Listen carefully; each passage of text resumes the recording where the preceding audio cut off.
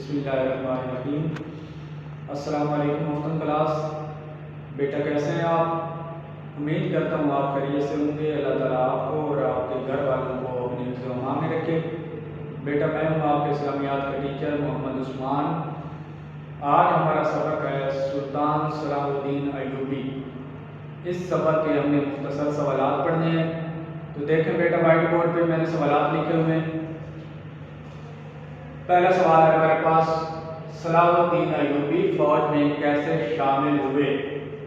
جواب، صلاح الدین ایوبی اپنے باپ کے نقش قدم پر چلتے ہوئے فوج میں شامل ہو گئے۔ دوسرا سوال ہے، صلاح الدین ایوبی نے بیت المقدس پر کیوں حملہ کیا؟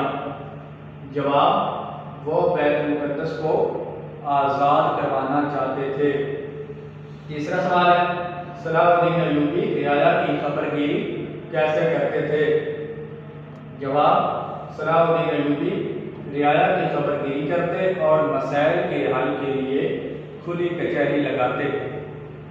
چوتھا سوال ہے، صلاح الدین ایوبی کی وفات کب ہوئی؟ جواب، 1193 عیسوی میں 55 برس کی عمر میں۔ 1193 عیسوی میں 55 برس کی عمر میں۔ آگے پانچواں سوال ہے، مورخ لین فورڈ نے صلاح الدین ایوبی کے بارے میں کیا کہا؟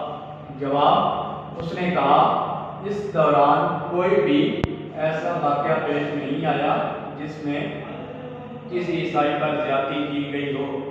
بیٹا اگر کسی بچے کے پاس یہ سوالات نہیں لکھے ہوئے تو وہ لکھ لیں، اگر آپ کے پاس پہلے سے لکھے ہوئے ہیں تو صرف یاد کریں اور یاد کر کے مجھے سنائیں۔ والسلام۔